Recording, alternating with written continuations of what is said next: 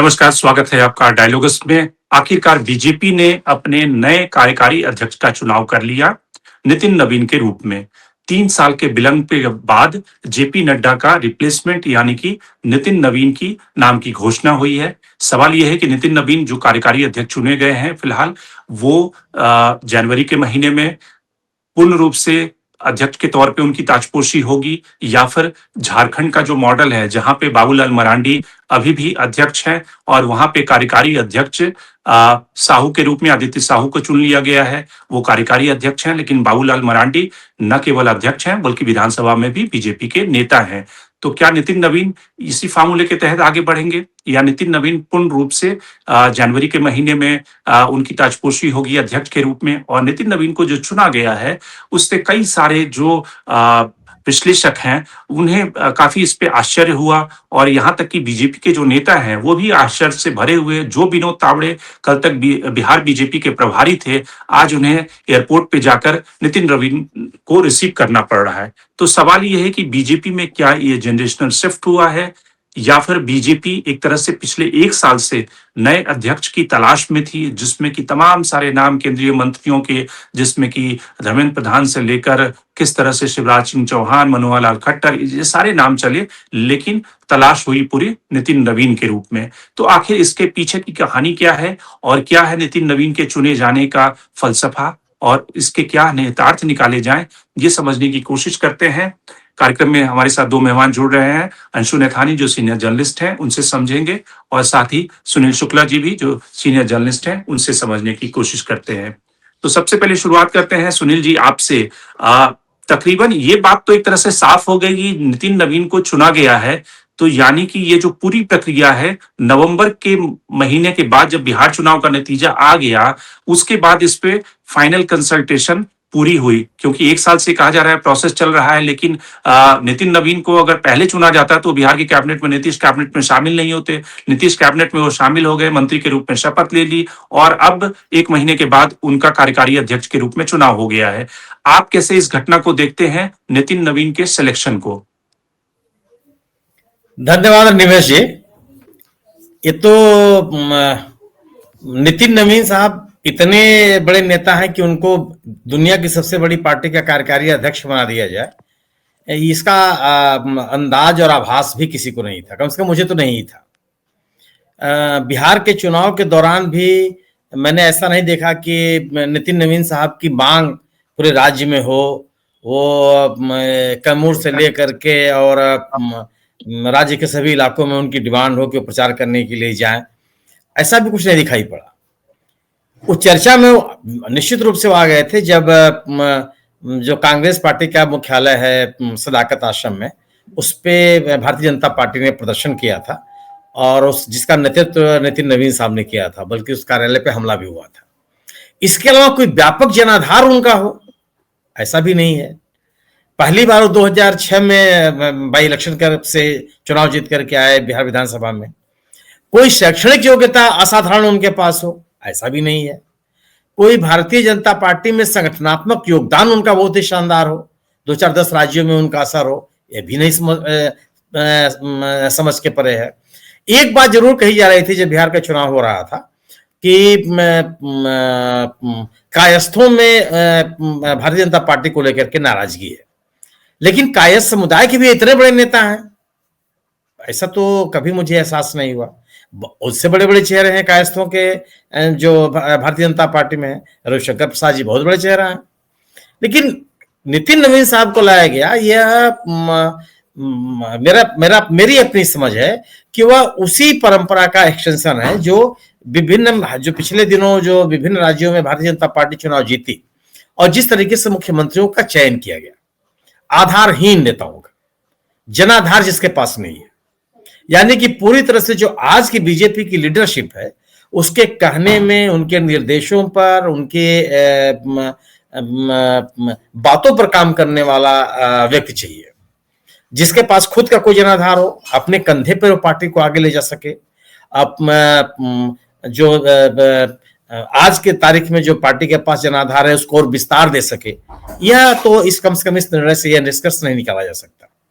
यह उसी मेरा अपना मानना है कि उसी परंपरा का निर्वाह कर रही है भारतीय जनता पार्टी, जो जिसकी शुरुआत उसने मोहन यादव साहब को मध्य प्रदेश में मुख्यमंत्री बनाया, भजनलाल शर्मा साहब को राजस्थान का मुख्यमंत्री बनाया, साय साहब को छत्तीसगढ़ का मुख्यमंत्री बनाया।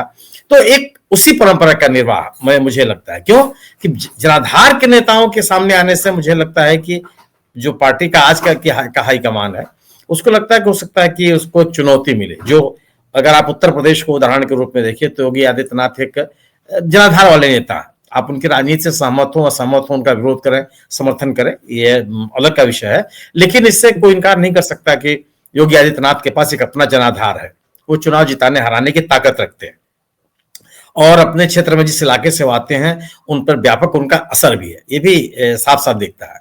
इस तरह का कोई नेता सामने आवे और जो अपनी बात अपने स्तर से कहने की शुरुआत करे, तो संभवतः यह आज के जो पार्टी है, आज का जो हाईकमान है भारतीय जनता पार्टी, शायद उसको यह स्वीकार्य नहीं है। अन्यथा नितिन नवीन साहब, और आप जिस चीज का विरोध करती रही है पार्टी, परिवारवाद का विरोध करती रही है, नितिन नवीन साहब उसके प्रतिनिधि हैं। इनके पिताजी भारतीय जनता पार्टी के निश्चित रूप से वरिष्ठ नेता थे, संस्थापकों में से रहे हैं। वो भारतीय जनता पार्टी की राजनीति को बिहार में आगे बढ़ाने वाले लोगों में से उनकी नितिन रविंद्र सिन्हा संभवतः उनका नाम है, जो अब नहीं है। तो परिवारवाद के भी प्रतिनिधि अगर आप कहें, जिसके लिए भारतीय जनता पार्टी लगातार विरोध करते रही, उसके प्रतिनिधि हैं। तो कोई व्यापक जनाधार भी नहीं है, कोई इतना बड़ा व्यक्तित्व भी नहीं है। हाँ, अगली पीढ़ी के लिए कोई नेता तैयार किया जा रहा है, तो ये भी बात समझ से परे है। आप सोचिए कि भारतीय जनता पार्टी के अध्यक्ष कौन कौन से लोग होते रहे, आडवाणी जी, अटल बिहारी वाजपेयी, मुरली मनोहर जोशी, कुशाभाऊ ठाकरे, वेंकैया नायडू, नितिन गडकरी, जेना साहब, एक से एक नेता हुए जो जिनका एक है, जिन्होंने पार्टी में एक लंबा जिन्होंने पाली खेली। लेकिन हाँ, 4 बार के विधायक 2025 में, 20 में, 15 में, 10 में नितिन नवीन साहब चुनाव जीते हैं बिहार में। लेकिन वो पटना से बाहर, मतलब आसपास दानापुर और बक्सर में भी उनकी मांग हो कि आप आकर के मेरे यहाँ प्रचार कीजिए। बिहार के चुनाव में नजदीक से जाकर के मुझे ऐसा एहसास नहीं हुआ। मुझे दूर दूर तक अंदेशा नहीं था कि राज्य में नितिन नवीन साहब की तरह के रूप में एक ऐसा नेता सक्रिय है जो जिसको राष्ट्रीय अध्यक्ष की भी जिम्मेदारी दी जा सकती है। लेकिन दिया गया, तो इसका कोई बहुत राजनीतिक संदेश निकलता हो, मुझे ऐसा नहीं लगता। केवल इसके अलावा कि ऐसे ही नेताओं को सामने रखा जाना है जो कम से कम आज की जो लीडरशिप है भारतीय जनता पार्टी के पास, उनके निर्देशों पर, उनके कहने पर ही पार्टी चले। जी अंशु, आपको लगता है कि जिस तरह की बीजेपी प्रधानमंत्री नरेंद्र मोदी और अमित शाह की लीडरशिप में चल रही है, बीजेपी को पता है कि, और प्रधानमंत्री को भी पता है कि वोट मोदी के नाम पे पड़ता है, वोट नितिन नवीन, अनुराग ठाकुर, रविंद्र जायसवाल, पंकज पांडे या कोई भी नाम हो उसके नाम पे नहीं पड़ता है। वैसी स्थिति में मोदी और शाह ने एक मॉडल विकसित किया है कि वोट अगर मोदी के नाम पे पड़ता है, उसको एग्जीक्यूशन करने का काम अमित शाह करते हैं, और जो बाकी नेता हैं, जिसमें कि बीजेपी की जो पूरी टीम है, उस टीम को मैंने काफी क्लोजली देखा है, कवर किया है, उस पूरी टीम, जो जनरल सेक्रेटरी की टीम है, उसका काम क्या होता है, जो प्रधानमंत्री के कार्यक्रम है, जो बीजेपी के कार्यक्रम है, उसको ग्राउंड पे एग्जीक्यूट कराना। और जेपी नड्डा भी कमोबेश यही काम करते थे, क्योंकि ऑर्गेनाइजेशन की सारी बैठकें तो अमित शाह लेते हैं, फैसले अमित शाह करते हैं, अमित शाह के घर पे बैठक होती है, तो उसमें नितिन नवीन बन जाए या पंकज पांडे बन जाए, इनसे क्या फर्क पड़ता है, क्योंकि वोट अगर मोदी के नाम पे पड़ना है और एग्जीक्यूशन का काम अमित शाह कर रहे हैं। तो एक जो मॉडल प्रधानमंत्री और अमित शाह ने विकसित की है, उसमें नितिन नवीन चूंकि एग्जीक्यूटर बहुत अच्छे हैं, उन्होंने छत्तीसगढ़ में एज ए को इंचार्ज बहुत अच्छा काम किया। आप 2013-14 की जो अनुराग ठाकुर जब बीजेआईएम के प्रेसिडेंट थे, युवा मोर्चा के, उस टीम में थे, और उसके बाद से उन्होंने ग्राउंड पे काम किया। 5 बार के विधायक हैं, उनके करियर पे कोई दाग नहीं है, जो काम अमित शाह सौंपते हैं उसको बहुत ही डिलीजेंटली कर देते हैं, तो उसमें उस तरीके से अच्छा चुनाव माना जाएगा। देखिए, मैं ये कहूंगी कि ये बीजेपी का एक बहुत सोचा समझा हुआ चुनाव है। भले ही जो नितिन नवीन का नाम है वो इतना चर्चित नहीं है, या कोई करिश्माई नेता नहीं है, या कोई ऐसा बड़ा जो है कि कोई कुछ करिश्मा इन्होंने करके नहीं दिखाया जो इन्हें चुना गया है, लेकिन उसके पीछे मुझे लगता है कि एक बहुत दूरदर्शी सोच और एक जो बदली हुई परिस्थितियां और बदली हुई बीजेपी है, उस हिसाब से ये चयन किया गया है। अब आपको ये समझना पड़ेगा कि ये बीजेपी जो है पुराने पिछले 10 साल, 12 साल, 15 साल अटल आडवाणी वाली बीजेपी नहीं है, जहां पर पावर के एक से अधिक सेंटर्स हुआ करते थे। यानी मैं कहूं कि उस समय पार्टी भी बहुत मजबूत होती थी और जो पार्टी अध्यक्ष होता था, जैसे कि नाम गिना ही रहे थे कि अटल जी, आडवाणी जी, नितिन गडकरी, राजनाथ सिंह, इस तरह के भारी भरकम नाम जो हैं वो रहे हैं पार्टी के अध्यक्ष। और पार्टी एक पावर सेंटर, पार्टी अध्यक्ष और पार्टी हुआ करती थी। एक पावर सेंटर जो सरकार में है, जो सरकार का नेतृत्व कर रहे हैं प्रधानमंत्री वो, और एक पावर पावर सेंटर जो आरएसएस है वो तो है ही। लेकिन अब धीरे धीरे जब से अमित शाह मोदी की जोड़ी आई है, ये पावर सेंटर मर्ज होते चले गए हैं और जो है सत्ता का केंद्रीकरण होता चला गया है इन दो शख्सियतों के हाथ में। तो ये तो आपको समझना पड़ेगा। लेकिन बीजेपी जैसे काम करती है और अपने संगठन को बहुत प्रमुखता देती है, तो उनको किसी चमत्कारी ऐसे करिश्माई चेहरे की जरूरत नहीं थी। उन्हें जरूरत थी ऐसे चेहरे की जो उनके कार्यकर्ताओं को अपने बीच का लगे, अपने साथ का लगे, अपने सहयोगी जैसा लगे और उसका कोई डर उन पे कोई ऐसा उनके व्यक्तित्व का कोई बड़ा खौफ उन पर हावी ना हो। इस लिहाज से मुझे लगता है कि नितिन नवीन का चुनाव किया गया है, क्योंकि कुछ क्वालिटीज नितिन नवीन की है वो हमें यहाँ पर जानना पड़ेगा। क्योंकि मैंने लंबे समय तक रिपोर्टिंग की है बिहार में, पटना में, और नितिन नवीन जी की कार्यशैली को भी बहुत करीब से देखा है। सबसे पहली बात है वो बहुत ही हम्बल हैं, बहुत ही मॉडेस्ट हैं, कभी किसी विवाद में नहीं रहे और उनकी राजनीति ऐसी है कि वो हर किसी से चाचा, भैया इस तरह से बहुत आदर देकर के बात करते हैं। पहली तो ये बात है उनकी जो सबसे बड़ी क्वालिटी है। और वो जमीनी स्तर पर कार्यकर्ताओं से जुड़े रहते हैं और यही बात उनके पिताजी के लिए भी कही जाती थी, जो काफी एक नामचीन शख्सियत रही है। बिहार बीजेपी में उनका काफी ऊंचा कद रहा है और कहूंगी कि उनकी विरासत को नितिन नवीन ने संभाला भी और 5 बार से वो बांकीपुर से लगातार जीतते आ रहे हैं और बहुत ही मॉडेस्ट और कहा जाए कि कार्यकर्ताओं के बीच में रहने वाले। तो मुझे लगता है कि बीजेपी किसी ऐसे चेहरे को भी शामिल करना चाहती थी। एक जनरेशनल शिफ्ट तो है ही, जैसे आप कह रहे थे कि यंग जनरेशन के हाथ में भी वो देना चाहती थी इस कमान को। 45 साल के ही हैं केवल नितिन नवीन और बीजेपी के सबसे यंग वो होंगे राष्ट्रीय अध्यक्ष, जब भी, अभी तो कार्यकारी हैं, अगर वो जनवरी में उनको पूर्णता बनाया जाता है तो सबसे यंग होंगे और अभी भी वो सबसे यंग ही हैं, 45 साल की केवल उनकी आयु है। तो ये भी एक बहुत बड़ा संदेश है, वो अपने बीजेपी देश भर के कार्यकर्ताओं को और अपने संगठन को संदेश देना चाहती है कि इस तरह का व्यक्ति भी जो संगठन से जुड़ के काम कर रहा है, जमीनी स्तर पे काम कर रहा है, इतना हम्बल है और जिसमें कोई घमंड नहीं है और जो कार्यकर्ताओं से वन टू वन जुड़ सकता है, वो उसको हम मौका देते हैं और आगे लाते हैं। हम कोई ऐसी हावी होने वाली शख्सियतों को आपके ऊपर नहीं थोपना चाहते। और ये भी बात है कि वो कोई पावर सेंटर भी पार्टी को नहीं बनाना चाहते हैं। ये भी एक बहुत बड़ी बात है कि एक यस मैन भी वहां पे चाहिए जो प्रधानमंत्री और जो अमित शाह है उनकी सारी चीजों को उनके कहे अनुसार एग्जीक्यूट कर सके। लेकिन मैं कहूंगी फिर भी नितिन नवीन में ये क्वालिटीज है कि उन्होंने संगठन से लेकर सरकार का काम किया हुआ है। यानी कि आप उनकी करियर की शुरुआत देखें तो वो एबीवीपी में रहे हैं, उसके बाद वो भारतीय जनता पार्टी युवा मोर्चा के भी बिहार में अध्यक्ष रहे और वो युवा मोर्चा से जुड़े रहे। यानी कि जितने भी जमीनी संगठन है बीजेपी की, आरएसएस से भी उनका जुड़ाव रहा, तो ये सभी संगठनों के साथ वो जुड़े हुए हैं, जमीनी राजनीति से जुड़े हुए हैं और उसके साथ संगठन के साथ जुड़े रहने के साथ साथ वो सरकार का भी पार्ट रहे हैं।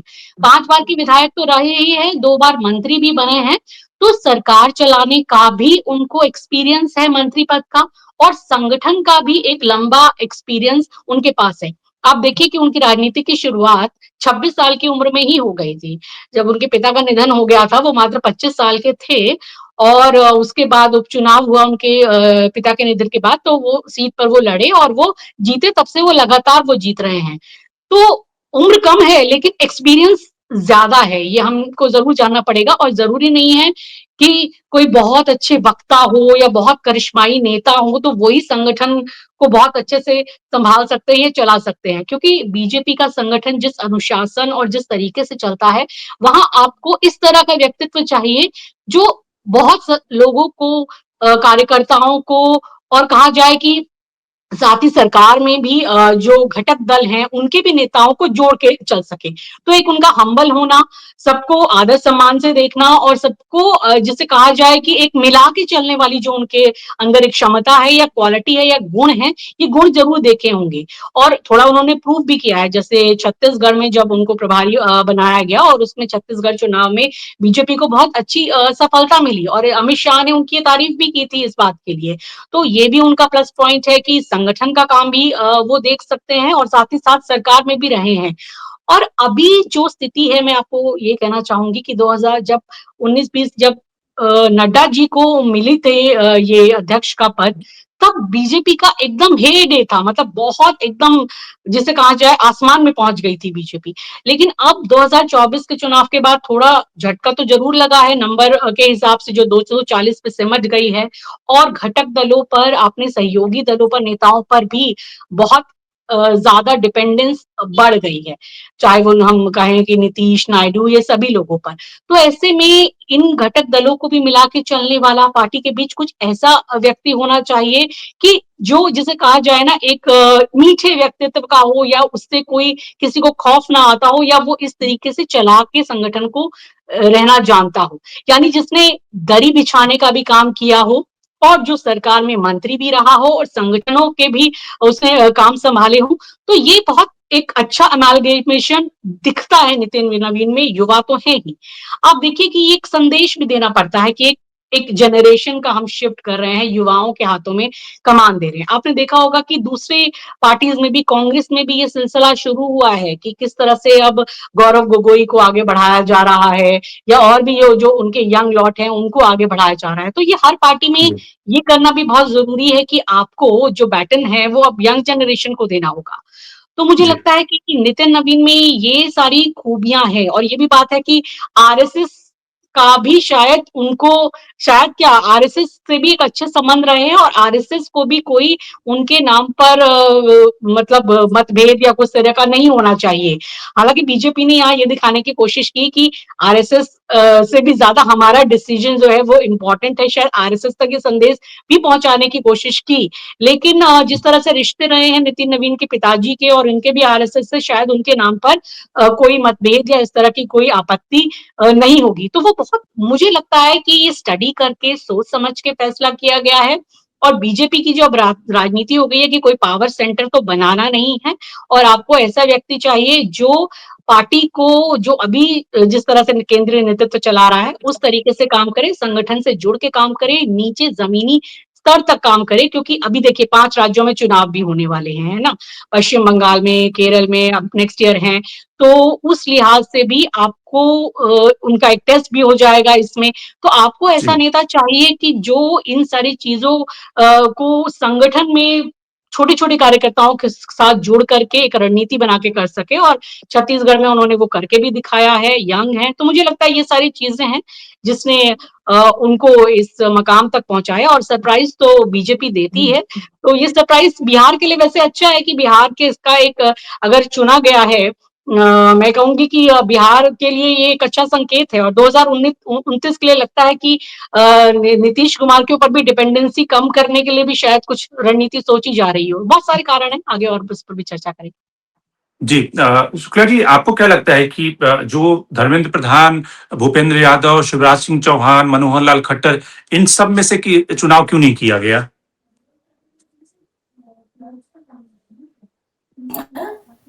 नितिन नवीन साहब भारतीय जनता पार्टी के भी कभी पदाधिकारी नहीं रहे। भारतीय जनता युवा मोर्चा के आगे पीछे उनके पास और कोई भी संगठन का अनुभव नहीं है। जिम्मेदारी, अगर आप ये कहते हैं कि केवल मोदी जी के नाम पर और शाह साहब के नाम पर अगर चुनावी जीत हासिल होती है, तो फिर बाबूलाल मरांडी को आपको पार्टी में लाने की क्या जरूरत थी? बाबूलाल मरांडी तो अपनी पार्टी बना के चल रहे थे झारखंड में। कर्नाटक में जिन पूर्व मुख्यमंत्री को आपने पार्टी से निकाला, उसके बाद भी आप उनको पार्टी में दोबारा से लेकर के आए। इस राज्य विशेष में भी आपको एक लीडरशिप की आवश्यकता होती है। और एक या दो लोगों के, एक इतनी बड़ी पार्टी, केवल ये मान के चला जाए कि केवल मोदी जी और शाह साहब के नाम पर पार्टी चलेगी। उत्तर प्रदेश का उदाहरण देख लीजिए आप। उत्तर प्रदेश में तो भारतीय जनता पार्टी में नरेंद्र मोदी जी खुद चुनाव लड़े, क्या स्थिति हुई? क्या योगी जी के लोकसभा के चुनाव में उनके योगदान से आप इनकार करेंगे? योगी जी बनारस से उम्मीदवार थे, उनके जीत का अंतर कम हो गया, बगल की सीट गाजीपुर हार गए, बलिया हार गए, भदोही हार गए, किसी तरह से मिर्जापुर की सीट आप बचा पाए, राबर्ट्सगंज हार गए, इलाहाबाद हार गए, फतेहपुर हार गए, चंदौली हार गए। तो ऐसा नहीं हो, ऐसा संभव नहीं है। अगर आप केवल एक व्यक्ति या दो चार व्यक्तियों के नाम पर अगर आप पार्टी चला सकते हैं तो संगठन की आवश्यकता है? फिर संगठन चलते रहे, किसी को भी संगठनात्मक जिम्मेदारी देने की आवश्यकता है क्यों? किसी को बना दीजिए। क्या मध्य प्रदेश की जीत के पीछे आप शिवराज सिंह चौहान के योगदान को खारिज कर देंगे? छत्तीसगढ़ की जीत के लिए आप जो पूर्व मुख्यमंत्री आज विधानसभा के अध्यक्ष है उनके योगदान को आप खारिज कर देंगे? आप ऐसा होता नहीं है। क्या राजस्थान में आप वसुंधरा के योगदान को एकदम खारिज कर देंगे कि नहीं, वो रहे या न रहे, भारतीय जनता पार्टी तो की राजनीति तो हमेशा सफल ही रहेगी? स्थानीय नेताओं की भी आवश्यकता होती है और ऐसे नेताओं की आवश्यकता होती है जिनकी अपील हो। हर व्यक्ति नेता थोड़े होता है। 7 बार 8 बार का जीता हुआ व्यक्ति हो सकता है कि अपनी कंस्टिट्यूंसी को बहुत संभाल कर रखे, लेकिन दूसरे कंस्टिट्यूंसी में भी उतना असर डालेगा वो? ये बहुधा नहीं होता। लीडरशिप एक लीडरशिप होती है। और अगर नितिन नवीन साहब इसके साथ में ये भी फैक्ट है ना कि वसुंधरा जी को किनारे कर दिया गया, रमन सिंह को स्पीकर बना दिया गया, उसका नुकसान भी आपके सामने है। 10 सीटें हार गया, 10 सीटें कम नहीं होती। और कितने आंतरिक संघर्ष है राजस्थान में, वो भी आपके सामने है। किस तरह की स्थिति मध्य प्रदेश में बनती चली जा रही है मोहन यादव जी को लेकर के, वो भी आपके सामने है। लोग लेकिन कई बार क्या होता है कि जब सूरज का घोड़ा दौड़ रहा होता है तो आपके पास ये लेगरूम होता है एक्सपेरिमेंट करने का। आप ये भले हारे जीते, हो सकता है कि शुरुआती आपको कुछ सेटबैक भी मिले, लेकिन चूंकि इस समय प्रधानमंत्री नरेंद्र मोदी, अमित शाह का ऑर्गेनाइजेशन स्किल, इन सब का जो प्रचंड घोड़ा है वो दौड़ रहा है और कमोबेश अलग अलग राज्यों में उन्होंने सफलता पाई है। इसलिए इस तरह के एक्सपेरिमेंट भी वो कई बार उसको अलग अलग शक्ल में, अलग अलग नैरेटिव पहना के लोगों तक पहुंचा देते हैं कि भाई ठीक है, हम जनरेशनल शिफ्ट कर रहे हैं, हम ओबीसी लीडरशिप को प्रॉप अप कर रहे हैं, हम फर्स्ट टाइमर कार्यकर्ता को भी भजन लाल के रूप में सम्मानित कर रहे हैं, जो कि पीछे की पंक्ति में बैठे हुए थे उसको मुख्यमंत्री बना दिया। तो ऐसे एक्सपेरिमेंट उस समय जनता या फिर कार्यकर्ताओं के बीच में पच जाती है जब आपका जिसको कहते हैं कि सितारे बुलंदी पे हैं। सितारे जब बुलंदी से कम होने लगते हैं तब असली सवाल, असली क्वेश्चन तब उभरते हैं। जैसे कि अटल जी के दौर में अटल जी के सामने ये कंपल्शन थी कि उनको एक वैसे भारत में जहां पे कोलिशन की पॉलिटिक्स चल रही थी, वो उस तरह की हिंदुत्व की पॉलिटिक्स में इस एक्सट्रीम पे जाके पॉलिटिक्स नहीं कर सकते थे, तो उनको अलग अलग राज्यों में अलग अलग छत्रप बनाने पड़े जो कि अपने अपने जमाने के वजनी नेता थे। लेकिन प्रधानमंत्री नरेंद्र मोदी वो सब एक्सपेरिमेंट कर रहे हैं और उस एक्सपेरिमेंट में कई सारे सफल भी हो जाते हैं, एक आध दो पिट भी जाते हैं, लेकिन जनता ज्यादातर जो सफल होती है उसको देखती है। नहीं, आपका कहना बिल्कुल सही है। 400 के नारे के बाद अगर 240 पे आप सिमट जाते हैं तो ये आपको सोचना पड़ेगा कि कहीं ना कहीं संगठनात्मक कमजोरियां हुई हैं। अगर आप ये कहते हैं कि विश्व की सबसे बड़ी पार्टी है तो वह स्तर बना रहे और आपकी लोकप्रियता ही बनी रहे, सांगठनिक मजबूती ही बनी रहे, मुझे लगता है कि यह भी ध्यान देने की बात होती है। दूसरी चीज कि आप बिल्कुल, अगर आपका कहना सही है कि आप एक जनरेशनल शिफ्ट है, तो जो लोग पार्टी में लगातार योगदान करते चले आ रहे हैं, आपने सबका नाम लिया, भूपेंद्र यादव जी का नाम लिया, धर्मेंद्र प्रधान जी का नाम लिया, शिवराज सिंह चौहान का भी आपने नाम लिया, हम लोग ले रहे हैं। तो अगर ये लगातार अगर पार्टी के लिए योगदान दे रहे हैं और आप तो आपके पार्टी संगठन में बाकी लोगों के लिए प्रोत्साहन की चीजें क्या रहेंगी? किस बिना पर अब जो पार्टी का कोई वर्कर है वह अपने आप को पूरी प्रतिबद्धता के साथ आएगा? नितिन नवीन साहब के साथ तो नहीं, नितिन नवीन साहब भी तो परिवारवाद के ही प्रतीक हैं। और एक दूसरी चीज होती है, एक अपील तो होनी चाहिए आपके पास। हालांकि आपका कहना सही है भाई, भारतीय जनता पार्टी का अपना निर्णय है, लेकिन एक विश्लेषक के रूप में इस निर्णय से कोई वैल्यू एडिशन होता है भारतीय जनता पार्टी में? मैंने कहा है कि चूंकि भारतीय जनता पार्टी की आज की लीडरशिप पूरी तरह से मोदी जी और शाह साहब के ऊपर, शाह साहब का पार्टी के अध्यक्ष के रूप में कितना बड़ा योगदान रहा है, कितना काम किया उन्होंने, किस तरह से लोगों को इकट्ठा किया, संगठन को मजबूती दी, विस्तार दिया और जो आधारभूत जरूरतें होती हैं उसको मजबूत बनाया। हम और आप शाह साहब के से सहमत हो, उनका विरोध करें, ढेर सारी चीजों पे हम उनसे असहमत होते हैं, लेकिन भारतीय जनता पार्टी की जहां तक सांगठनिक ताकत को एकजुट करने की बात है, उसमें अमित शाह साहब के योगदान से आप इनकार नहीं कर सकते। आज मुझे लगता है कि पार्टी के अध्यक्ष के पास लोगों जो जो प्रतिबद्ध मतदाता है या जो भारतीय जनता पार्टी के साथ जुड़ा हुआ है या अपना लगाव महसूस करता है, इनके अलावा भी तो आपको विस्तार देना है अपनी पार्टी को। अगर आप, और इसके लिए क्या आपके पास कोई एक आकर्षक व्यक्तित्व नहीं होना चाहिए, एक चमत्कारी व्यक्ति नहीं होना चाहिए, न भी हो तो संगठन का ही व्यक्ति हो, संगठन में उसकी एक अपील हो, संगठन में कार्यकर्ताओं से के बीच में आपकी पकड़ हो। मैं बिहार विधानसभा का चुनाव अभी खत्म हुआ, पटना से अलग किस जिले में नितिन नवीन साहब प्रचार करने के लिए गए? एक विवाद में उनका नाम आया, अगर सदाकत आश्रम पे हमले की जब बात आई, उसमें उनका नाम आया कि उसका नेतृत्व कर रहे थे। एक मंत्री के रूप में उनका बिहार की सरकार में इतना बड़ा योगदान हो, कम से कम मैंने तो महसूस नहीं किया। हो सकता है कि मेरी जानकारी कम हो। ये जरूर है, मैं ये इस निर्णय को इस रूप में मानता हूं। अगर और नितिन नवीन साहब की अगर सांगठनिक क्षमता इतनी थी, तो कम से कम भारतीय जनता पार्टी जो मुख्य पार्टी है उसमें तो कोई उनको पद मिला होता। जनता युवा मोर्चा के अलावा तो कहीं कुछ नहीं रहे हो। और शैक्षणिक योग्यता अंशु जी हमसे बेहतर जानती हैं कि क्या उनकी शैक्षणिक योग्यता। सवाल इस बात का नहीं, मैं भी मानता हूं कि चलिए आपके पास कोई डिग्री डिप्लोमा हो, यह बहुत आवश्यक भी नहीं होता। आपके पास राजनीतिक अनुभव है, राजनीतिक एक्सपोजर है, आपने पार्टी के लिए, अपने विचारधारा के लिए, अपने संगठन के लिए बहुत सारा आपने काम किया हो, विभिन्न जन आंदोलनों में आपकी सक्रियता रही हो।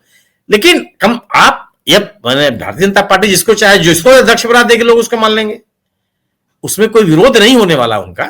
लेकिन ये जरूर है कि नितिन नवीन के राष्ट्रीय अध्यक्ष बनाए जाने से कोई वैल्यू एडिशन होता है भारतीय जनता पार्टी में, ऐसा मैं नहीं मानता।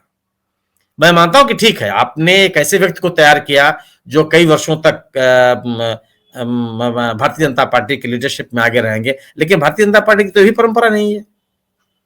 2 साल बाद आपको पार्टी का अध्यक्ष बदलना ही बदलना है। आप, और यह मुझे लगता है कि यह सांगठनिक कमजोरी है।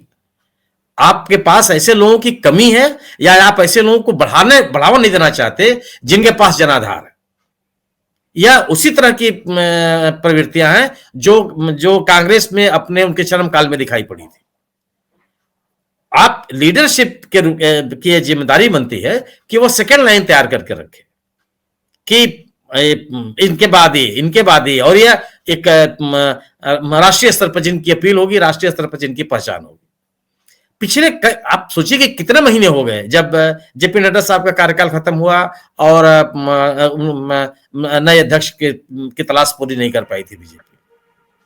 अब इतना बड़ा सांगठनिक ढांचा है, उसके बाद भी आप एक नया अध्यक्ष, और पार्टी अध्यक्ष का चुनाव नहीं हो रहा है, इसके लिए भारतीय जनता पार्टी कांग्रेस की कितनी आलोचना करती रही है।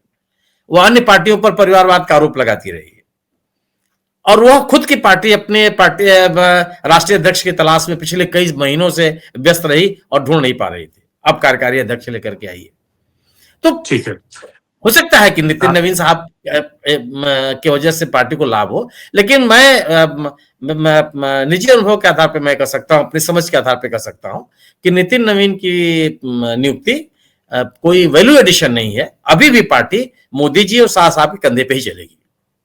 जी ठीक है। अंशु, एक अंतिम सवाल आपसे कि अगर जनरेशनल शिफ्ट की बात कही जा रही है कि जनरेशनल शिफ्ट एक बड़ा इसके पीछे लॉजिक था, और सामान्य कार्यकर्ता को एम्पावर करना, उसे अवॉर्ड करना, चूंकि प्रधानमंत्री नरेंद्र मोदी मैसेजिंग में काफी विश्वास करते हैं, ऑप्टिक्स में काफी ज्यादा उनका यकीन है। उनको लगता है कि मैसेजिंग जो सामान्य कार्यकर्ता के पास जो मैसेज जाए वो काफी बोल्ड होना चाहिए। नितिन नवीन के चुनने से वो होता है कि ग्रासरूट लेवल का एक कार्यकर्ता भी बीजेपी प्रेसिडेंट बन सकता है। लेकिन आपको लगता है कि जो जनरेशनल शिफ्ट में जो नए नेता या युवा नेता हैं, अगर किसी को चुनना हो तो उसके सामने कई सारे ऐसे वाइब्रेंट नेता हैं। अनुराग ठाकुर जो कि बीसीसीआई के प्रेसिडेंट रह चुके हैं, केंद्रीय कैबिनेट में रह चुके हैं, पूर्व मुख्यमंत्री के बेटे हैं, सांसद हैं, निशिकांत दुबे जो वर्चुअली एक तरह से लोकसभा को चलाते हैं, फैक्ट एंड फिगर के साथ में आते हैं, अपोजिशन को घेरते हैं। आप देखें विप्लव देव जो त्रिपुरा के मुख्यमंत्री रह चुके हैं, यंग लीडर हैं, भूपेंद्र और धर्मेंद्र प्रधान का नाम मैंने पहले ही लिया। उसी तरह से ऐसे तमाम बैटरी ऑफ लीडरशिप है बीजेपी के पास में, जिनमें से चुना जा सकता था, लेकिन बीजेपी ने उन सब में से किसी को नहीं चुना। इसकी क्या वजह आपको लगती है? देखिए, वजह तो है वो यही नज़र में आती है कि वो कुछ ऐसी अगर कहा जाए किसी पावरफुल शख्सियत को या जिसकी शख्सियत इतनी बड़ी हो, उसको पार्टी अध्यक्ष के रूप में शायद नहीं बनाना चाहते क्योंकि यहाँ पर एक कहा जाए कि एक यस मैन की ज़्यादा ज़रूरत है और जो पहले से पार्टी का एजेंडा चला आ रहा है कि जिस तरह से जेपी नड्डा उसको चला रहे थे, वैसे ही उसी कड़ी में आगे चलाया जाए। हाँ, इसमें बोलने की बात ज़रूर है कि एक यंग को बना दिया है, जनरेशनल शिफ्ट है, लेकिन आपने जैसा कहा कि यंग तो और भी हैं, अनुराग ठाकुर हैं, निशिकांत दुबे हैं और भी हैं उनके जिनके कई प्रतिभाएँ हैं और समय-समय पर उन्होंने अपनी वाक्पटुता से और अपने ऐसे अंदाज़ से दिखाया भी है, तो उनको मौका क्यों नहीं मिला? उनको मौका शायद इसलिए नहीं मिला क्योंकि एक जो अभी की बीजेपी का नेतृत्व चल रहा है, वो जहाँ जेपी नड्डा जैसा ही व्यक्ति का एक्सटेंशन चाहते हैं पार्टी के अंदर। क्योंकि इस तरह के जो अगर कहा जाए कि आपने भी कहा कि वोट तो मोदी के नाम पर ही मिलता है और संगठन को भीतर से बाहर से अमित शाह ही चलाते हैं, करते हैं। आप ये देख लीजिए कि पहले बहुत ऐसा तय होता था कि जब मंत्रिमंडल का जो बदलाव भी होता था, विस्तार होता था या बहुत सारे इंपॉर्टेंट डिसीजन होते थे, तो बीजेपी पार्टी कार्यालयों में होते थे। आपने भी लंबे समय तक राजनीति को कवर किया है और आप भी कर रहे हैं, देख रहे हैं, आपने भी देखा होगा कि पार्टी कार्यालय कितना एक महत्वपूर्ण स्थान हुआ करता था और वहां से नाम तय होते थे, बहुत सारी चीजें होती थी, होता अभी भी वहां से है। लेकिन क्या पार्टी अध्यक्ष की उतनी पावरफुल भूमिका अब रह गई है? मुझे नहीं लगता है। बीजेपी में अब वो रवायत नहीं रह गई है क्योंकि जब बिहार में हम चुनाव होते हैं तो देखते हैं कि नड्डा जी से ज्यादा तो वहां पर सक्रिय अमित शाह नजर आते हैं, तो संगठन की कमान भीतर से उन्हीं के हाथ में है। तो ये जो चीजें हैं, तो ऐसा कोई चेहरा अभी पार्टी को जो बदल गई है बीजेपी, वो वहां पर नहीं चाहिए ऐसी शख्सियत जो खुद हावी हो या कोई पावर सेंटर बन सके या जो कि इन नेताओं की किन्हीं बातों पर दखल अंदाजी करे या कोई सवाल उठाए या वो कोई अपना लिए एक लॉबी क्रिएट करने की कोशिश करे, क्योंकि महत्वाकांक्षा तो हर किसी की होती है। पहले तो जो पार्टी अध्यक्ष होते थे, उन्हें एक तरीके से प्रधानमंत्री पद का ही दावेदार माना जाता था बड़ी पार्टियों में, चाहे बीजेपी हो या कांग्रेस की। आप भी जानते हैं शंकर जी, जो पार्टी अध्यक्ष होते थे, वही माना जाता था कि अगर ये पार्टी जीतती है तो वो महत्वपूर्ण स्थान पे होंगे या प्रधानमंत्री, गृह मंत्री ऐसे ही होंगे। लेकिन ये जो पूरा चलन है बीजेपी में कुछ समय से बदला है, जब से वो जेपी नड्डा को लाए हैं। उससे पहले जो थे अध्यक्ष, वो काफी मजबूत भी रहते थे। अमित शाह के रहते हुए भी वो मजबूत रहे क्योंकि पूरा संगठन उनके हाथ में था। लेकिन अभी भी कहूं, अध्यक्ष जो भी हैं, उनके पास शक्तियां उस तरह की नहीं है जो वो शक्तियां कहाँ है, शक्तियों का केंद्र कहाँ है। हम जानते हैं कि मोदी और शाह के पास शक्तियों का केंद्र है। तो ये बड़ी बात है कि उनको ऐसा कोई करिश्माई नेता या ऐसा कोई बड़ा नेता जो भाषण करे या इस तरह से करे, वो नहीं चाहिए। और उनको पार्टी संगठन का काम संभालने वाला, कार्यकर्ताओं के बीच जाने वाला, ग्रास रूट लेवल में चलने वाला और जो जो यहां से पावर सेंटर से जो डिसीजन आए उसे इंप्लीमेंट करने वाला, एग्जीक्यूट करने वाला व्यक्ति चाहिए, एक यस मैन चाहिए। तो ये जो सारी चीजें हैं उस पे तो लगता है कि वो खरे उतरते हैं नितिन नवीन। और ये भी दिखाना जरूरी है कि बीजेपी में कि हम ऐसे लोगों को भी मौका देते हैं जो उन्होंने दिखाया है, चाहे अपने बहुत मुख्यमंत्रियों के चुनाव में या फिर अभी भी किसके चुनाव में, कि जो ऐसे विवादित नहीं है या जिनका कुछ नाम नहीं है लेकिन उनका लंबे समय से एसोसिएशन है, आप ये नकार नहीं सकते हैं। रेखा गुप्ता को भी उन्होंने बनाया, तो रेखा गुप्ता भी छात्र राजनीति से बीजेपी आरएसएस से जुड़ी हुई है और ऐसे ही कई जगह और उन्होंने नेताओं को आगे बढ़ाया ये संदेश देने के लिए कि आप दरी बिछाने का भी काम करते हैं, संगठन के साथ इतने ग्रास रूट लेवल से जुड़े रहते हैं, सालों साल मेहनत करते हैं, तो आप भी इस पद तक पहुंच सकते हैं। ये भी एक संदेश दिया जाता है कि अब जो ऑलरेडी इतने मंत्री हैं या इतने बड़े बड़े नाम हैं, उन्हीं को बनाकर हम ये एक वो मैसेज नहीं देना चाहते हैं कि हम उन्हीं को बढ़ावा दे रहे हैं। लेकिन ये बात भी जरूर है, बीजेपी जो एक अपने आप को लोकतांत्रिक पार्टी कहती है या परिवारवाद वाली पार्टी नहीं कहती है, इन सब चीजों का तो यहाँ पर पालन नहीं हुआ है। और ये नाम ऐसे इस तरह से आया कि बिहार में भी जो बड़े बड़े पत्रकार भी हैं, जो वो अंदर तक की खबर रखते हैं बीजेपी की पार्टी की भी, उनको भी ये भनक नहीं होगा, ख्वाब में भी नहीं सोचा होगा कि नितिन नवीन का नाम आ जाएगा। तो ये जो चीजें हैं, बीजेपी ये चौंकाने वाले काम करती हैं, और यही बात है कि उन्हें कोई निशिकांत दुबे जैसा नहीं चाहिए, उन्हें अनुराग ठाकुर जैसा नहीं चाहिए। उनकी जहां काम की जरूरत है वो वहां पर वो काम पूरा कर रहे हैं। लेकिन पार्टी संगठन के लिए जहां पे सारी चीजें हैं कि आपको चुनाव जीतने हैं, आपको कार्यकर्ताओं को जोड़ के रखना है, संगठन को चलाना है, और अब तो इतना बड़ा संगठन, बीजेपी सबसे बड़ी पार्टी है पूरे विश्व में कहा जाए, तो वहां पे जब आपकी सही अर्थों में शक्तियां कहीं और है, तो वहां आपको एक ऐसा यसमैन चाहिए जो आपकी चीजों को आगे बढ़ाए। तो इसमें तो कोई अब शंका शुभा की बात है ही नहीं कि अमित शाह जो हैं वही एक तरीके से पार्टी के भी कार्यों को बहुत बखूबी संचालित करते हैं, उनका मार्गदर्शन रहता है, और ये कई चुनावों में और उनका इस तरीके की रणनीति को देखते आए हैं, और उसको सफलता मिलते हुए भी हमने देखा है। तो जो उनकी इन रणनीतियों को अच्छे से एग्जीक्यूट कर सके, तालमेल बिठा के चल सके, और जिसका अपना कोई ऐसा व्यक्तित्व ना हो कि वो पार्टी में अपना कोई धड़ा तैयार करे, या अपने कोई लॉयलिस्ट तैयार करें, या अपनी कोई महत्वाकांक्षा पाल के रखें, ऐसा कोई व्यक्ति उनको नहीं चाहिए। और नितिन नवीन इसमें बिल्कुल फिट होते हैं। उन्होंने कभी ऐसा कोई तेवर नहीं दिखाया है कि उनकी कोई बहुत बड़ी महत्वाकांक्षा है, या वो कोई अपनी बहुत अलग से सोच रखते हैं, या कोई उनके पीछे इतने उनके अनुयायी हैं, या इतना कोई आधार है कि बहुत सारे उनके साथ इस तरीके से लोग नेता या बहुत ज्यादा जुड़े हों कि वो कल को कुछ कहेंगे तो उनके लिए बहुत पीछे लोग रहेंगे।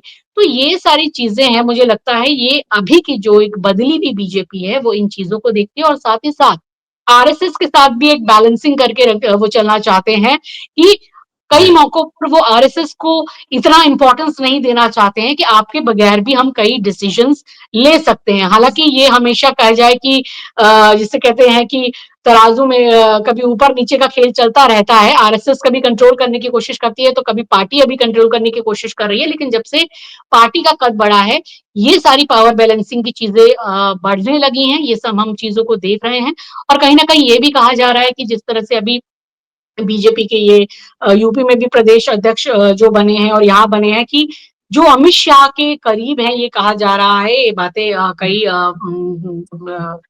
जो है पत्रकारों के बीच में भी हो रही हैं, पावर कॉरिडोर्स में भी आ रही है, कि वो जो है वो अभी ऐसे अहम पदों पर ज्यादा पहुंच रहे हैं, क्योंकि संगठन को अभी भी बहुत हद तक जो है वो अमित शाह ही निर्देशित करते हैं। तो उनके साथ तालमेल बिठा के चलने वाला व्यक्ति, उनकी पसंद का व्यक्ति है, वो ही इन पदों पर बैठेगा। ये ऐसी बात है कि जो जाहिर भी है। तो नितिन नवीन का चुनाव उस लिहाज से बहुत चौंकाता नहीं है, क्योंकि जो बीजेपी को चाहिए वो है। बीजेपी को अभी कोई ऐसा करिश्माई या ऐसा कोई बड़ा नाम या कोई चर्चित चेहरा या कोई पिछले अध्यक्षों से कोई कंपैरिजन करने वाला चेहरा उनको नहीं चाहिए। अमित शाह से बड़ा नाम उनको नहीं चाहिए। उन्हें जेपी नड्डा की ही लेगेसी को बढ़ाने वाला नाम चाहिए, जिसमें मुझे लगता है कि नितिन नवीन अभी फिट नजर आ रहे हैं। अभी क्या कहा जा सकता है, अभी तो कार्यकारी बनाया है। देखिए अभी बहुत से इम्तिहान उनके सामने आगे होंगे। अभी 5 राज्यों के आगे जो चुनाव होंगे या कैसे वो काम करते हैं, इसको भी देखिए कि क्या ये लास्ट डिसीजन रह पाता है, और क्या इस बात को लेकर कोई बात उठती है कि पार्टी के भीतर के लोकतंत्र की, कि क्यों नहीं दूसरे बड़े नेताओं को मौका मिला। हालांकि बीजेपी एक अनुशासनात्मक पार्टी मानी जाती है, लेकिन क्या अंदर खाने ऐसी कोई चर्चा होती है? क्योंकि बिहार में हमने देखा है बड़े बड़े नेता हैं, क्यों आपने राजीव प्रताप रूडी को कैसे इग्नोर कर सकते हैं? और जैसे अगर आपको कायस की बात करनी थी, रविशंकर प्रसाद जी को कैसे आप इग्नोर कर सकते हैं? तो उधर से भी बहुत ऐसे नेता थे। लेकिन वही बात है, पावर सेंटर नहीं बनाना है पार्टी को, और पावर सेंटर एक ही जगह रहेगा। तो ये चुनाव लगता है, तो देखिए आगे क्या होता है इसमें। ठीक है, तो आज के कार्यक्रम में इतना ही। अंशु, आपका बहुत बहुत धन्यवाद। सुनील जी, आपका बहुत बहुत धन्यवाद। कुल मिलाकर प्रधानमंत्री ने जब इस चयन के बाद कल ट्वीट किया था, उस ट्वीट में ढेर सारे मैसेजेस छुपे हुए हैं। प्रधानमंत्री ने कहा नितिन नवीन एक हम्बल कार्यकर्ता है। उन्होंने कहा कि ऑर्गेनाइजेशनल उनका जो अनुभव है वो काफी लंबा है। तो एक तरह से हम्बल कार्यकर्ता का सम्मान है। तो ये बातें बीजेपी के ऑप्टिक्स और जो आउटरीच की पॉलिटिक्स है उसमें काफी फिट बैठती है। इस समय बीजेपी को एक एग्जीक्यूटर चाहिए जो कि प्रधानमंत्री और अमित शाह के प्लान को ग्राउंड पे जाकर अच्छे तरीके से मेहनत करके इम्प्लीमेंट कर सके। प्रधानमंत्री ने मेहनती शब्द का भी इस्तेमाल किया अपने ट्वीट में। तो नितिन नवीन में ये सारी खूबियां हैं। वो किसी खेमे में नहीं है। जो उन्हें काम सौंपा जाता है उस काम को डिलीजेंटली करते हैं। वो हम्बल हैं, कार्यकर्ताओं के बीच से निकले हैं। ये सारी खूबियां कहीं ना कहीं नितिन नवीन को कार्यकारी अध्यक्ष तक पहुंचाता है। तो आज के कार्यक्रम में इतना ही। देश और दुनिया की बाकी खबरों के लिए आप बने रहिए डायलॉग्स के साथ।